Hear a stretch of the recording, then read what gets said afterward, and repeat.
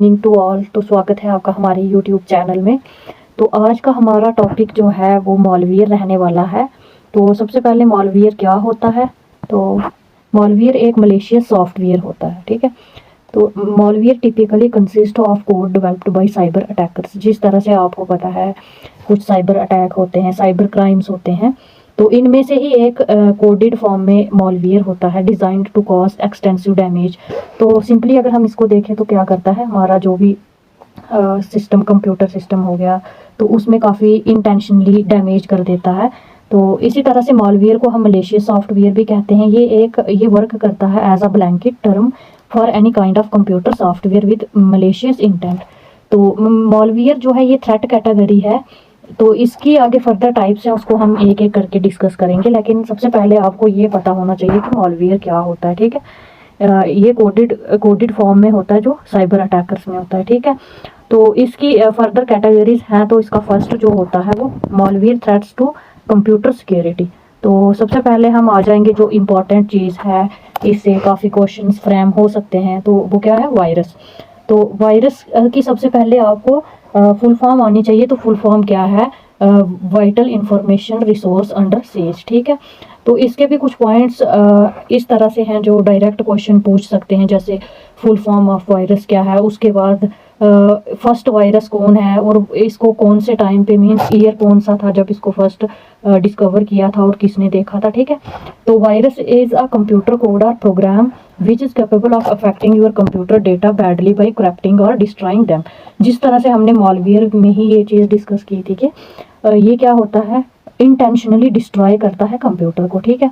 Virus stand for vital information resources under says. तो ये आपको वायरस की फुल फॉर्म मिल गई है, इसको आप अंडरलाइन कर सकते हो। उसके बाद रिसोर्सेज अंडर सेज क्या है, ठीक, ये हो गया।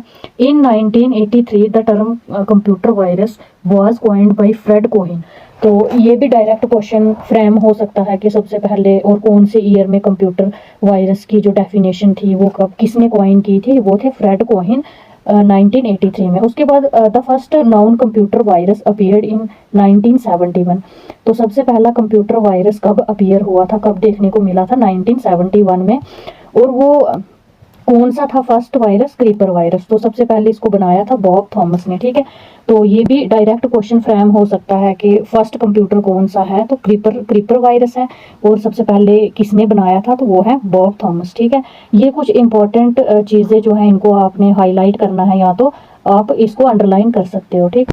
आफ्टर दैट क्या है, the creeper virus was eventually deleted by a program created by Ray Tomlinson. तो क्या होता था कि क्रीपर क्या था, ये चैलेंज करता था कि अगर कोई है तो मेरे को पकड़ सकता है। तो उसके बाद एक कौन थे, रे टॉमलिंसन, उन्होंने क्या किया, क्रीपर के अपोजिट एक एंटीवायरस डिस्कवर किया था जिसका नाम है रीपर, ठीक है। तो ये भी इंपॉर्टेंट चीज़ है कि creeper virus was eventually deleted by a programme.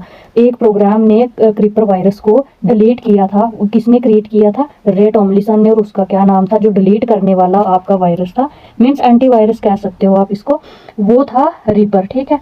उसके बाद अब हमें ये देखना है कि हमारे कंप्यूटर में, हमारे फ़ोन जो भी सिस्टम है उसमें अगर वायरस एंटर हो जाता है तो वो आपको कैसे पता चलता है, ठीक है। उसको हम फर्दर डिस्कस करेंगे। ये कुछ मेन पॉइंट्स हैं और काफ़ी इंपॉर्टेंट चीज़ें हैं। Computer virus has the tendency to makes its duplicate copies at a soft pace and also spread it across every folder and damage the data of your computer। तो अब virus क्या होता है, जब तक हम वायरस को इसको डेटा एग्जीक्यूट नहीं करते, मीन्स हम अपनी फाइल्स वगैरह ओपन नहीं करेंगे, तब तक ये मतलब हमारे कंप्यूटर में कोई भी डिस्ट्रक्शंस क्रिएट नहीं कर सकता है। क्योंकि ये इसको हम पॉजिटिव पैसिव ट्रांसमिशन भी कहते हैं। पैसिव ट्रांसमिशन क्या होगी, जब तक हम डेटा एग्जीक्यूट नहीं करेंगे तब तक वायरस कुछ नहीं कर सकता, तब तक कोई भी रेप्लिकेशन नहीं हो सकती, मीन्स ये फर्दर कॉपीज पेस्ट नहीं कर सकता। इसी तरह से हम आगे नेक्स्ट लेक्चर में पढ़ेंगे कि एक वॉर्म होता है, WORM। तो ऐसे तो वॉर्म हो गया, इंसेक्ट की एक फॉर्म होती है, लेकिन वो वॉर्म क्या हो गया होगा, राइट वंस रीड मोर, ठीक है, जिसको हम वन टाइम राइट कर देंगे। और उसमें क्या होता है, वो एक्टिव ट्रांसमिशन होता है, ठीक है। एक्टिव मीन्स जैसे हम इसको फिर क्या करेंगे कि इसका कंपैरिजन करके देखेंगे। वायरस पैसिव ट्रांसमिशन है, मीन्स जब तक हम फाइल ओपन ना करेंगे ये कोई भी रेप्लिकेशन नहीं कर सकता है। लेकिन वॉर्म में क्या होता है, वो सेल्फ रेप्लिकेट होता है। चलो उसको बाद में हम डिस्कस करेंगे। होप सो आपको वायरस की फुल फॉर्म, फर्स्ट वायरस कौन सा था, किसने बनाया था, उसके बाद वायरस के एंटी एक वायरस बनाया गया था, तो वो कौन सा था, रिपर था, जो कि रे टॉमलिंसन ने 1972 में बनाया था। ठीक है। A computer virus is actually a malicious software program और malware that when affecting your system. तो कंप्यूटर वायरस एक्चुअल में हम अगर देखें तो ये मलेशियस सॉफ्टवेयर होता है। ठीक है। हमने एक सॉफ्टवेयर का लेक्चर भी पूरा किया था, पूरा पढ़ा था, और उसमें देखा था सॉफ्टवेयर क्या होता है, सेट ऑफ इंस्ट्रक्शन। ठीक है। when affecting your system replicates itself by modifying other computer programs and inserting its own code। क्या होता है, जब जैसे मैंने आपको कहा, जब हम एग्जीक्यूट कर देते हैं, फाइल वगैरह ओपन कर देंगे, तो मलेशियस सॉफ्टवेयर या मॉलवेयर जो है, जो भी वायरस है, वो हमारे कंप्यूटर को इन्फेक्ट करता है और रेप्लिकेट करता है, मीन्स उसकी फर्दर और कॉपीज बना देता है, और क्या करता है, अपना ही कोड उसमें इंसर्ट कर देता है। ठीक है। और एक मेन पॉइंट है कि वो हमें कैसे पता चलता है, तो उसमें कुछ प्रोसेस है, फर्दर पॉइंट्स है, वो भी हम देखेंगे। स्लो हो जाता है, या तो हमने जो भी कोड वगैरह लगाए होते हैं तो वो तब यूज़ नहीं होते हैं, तो उसी से पता चलता है कि यहाँ पर इसका इंसर्शन हो गया है कुछ वायरस या मलेशियस सॉफ्टवेयर। ठीक है। आगे क्या है कि virus phase is the life cycle of computer virus. तो जो कंप्यूटर वायरस है, इसके कुछ फर्दर फेजेस हैं, उनको हम वन बाय वन डिस्कस करेंगे। ठीक है। तो this life cycle can be divided into 4 phases. तो कंप्यूटर वायरस के कुछ मेन 4 फेजेस हैं। सबसे पहला है डोरमेंट फेज। तो डोरमेंट फेज क्या हो गया, इसमें हम अगर सिंपली देखें तो इसमें अगर वायरस चले भी जाता है हमारे कंप्यूटर में, तो वो फर्दर कोई भी एक्शन नहीं करेगा, मीन्स कोई काम नहीं करेगा। तो ये कौन सा फेज होता है, डोरमेंट फेज होता है। The virus program is idle during this stage. Means इसमें क्या होता है, सिंपल लैंग्वेज में यहाँ पर लिखा हुआ है कि इस स्टेज में, डोरमेंट फेज में, अगर वायरस चले जाता है तो वो आइडल होता है, मीन्स कोई भी प्रोग्राम, कोई भी अपना एक्शन नहीं करेगा। ठीक है। कोई भी रेप्लिकेशन वगैरह नहीं होगी। The virus program has managed to access the target user's computer और software, but during this stage, जैसे मैंने पहले ही आपको कहा था कि the virus does not take any action, कोई भी एक्शन नहीं लेगा।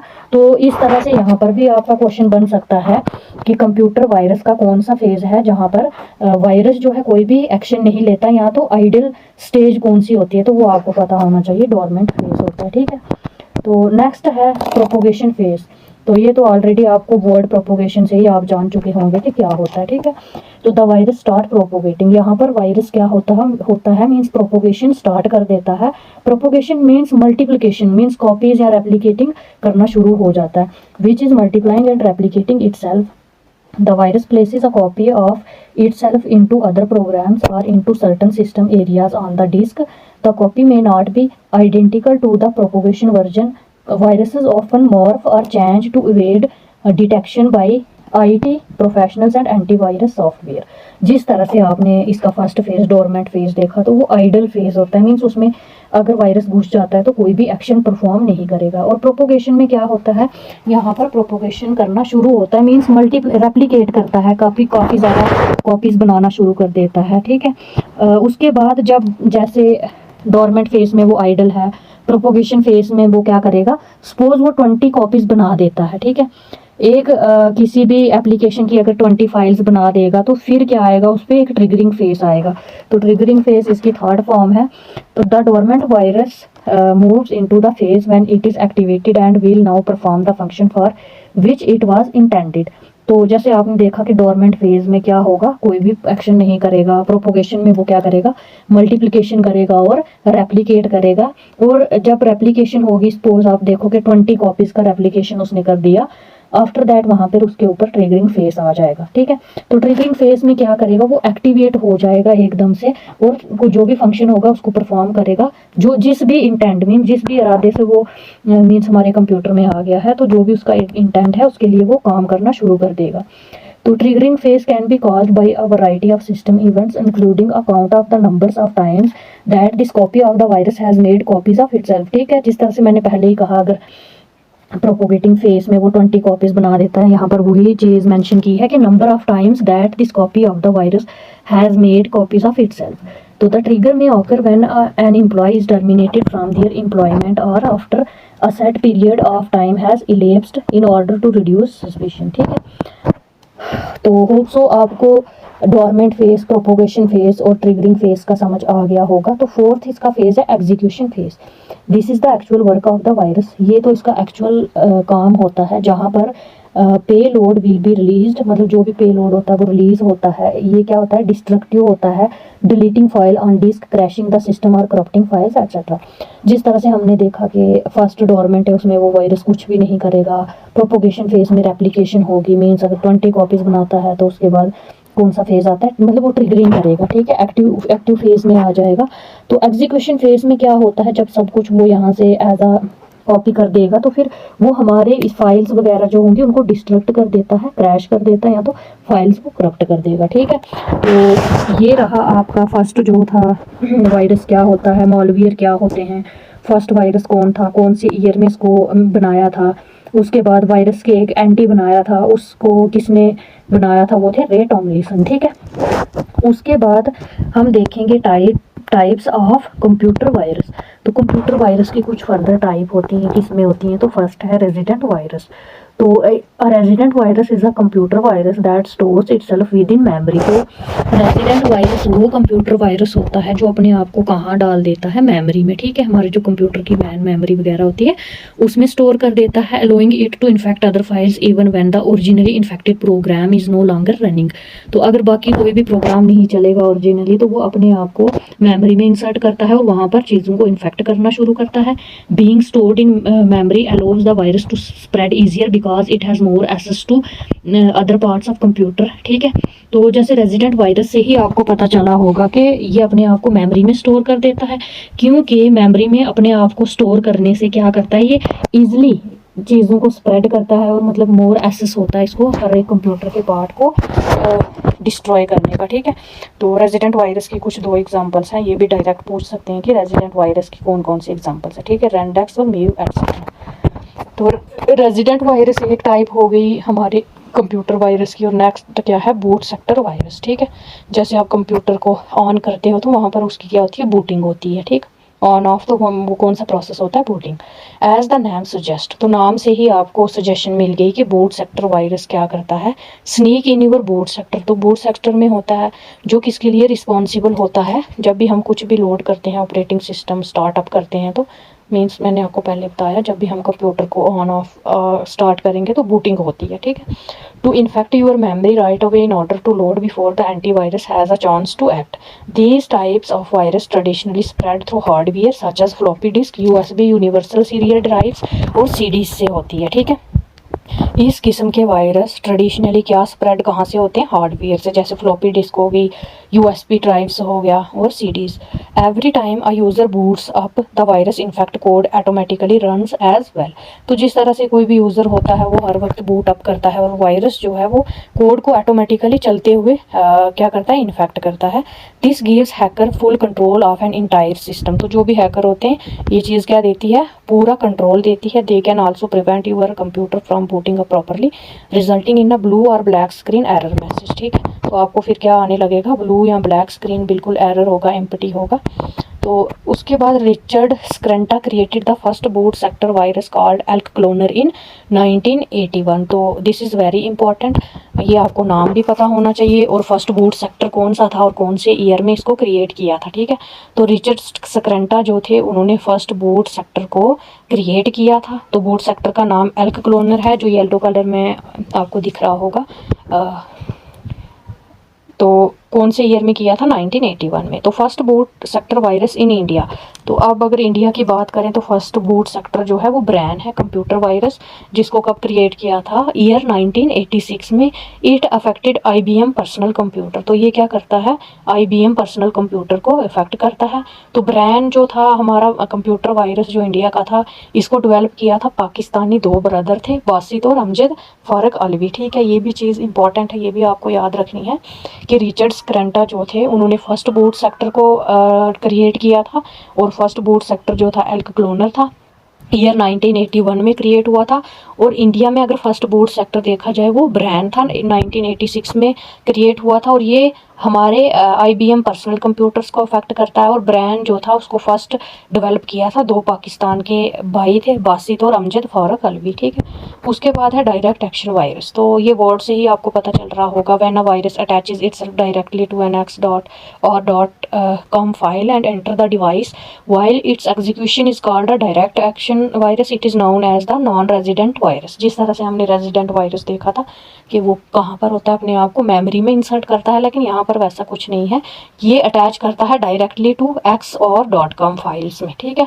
उसके बाद 4th टाइप है पॉलीमॉर्फिक वायरस।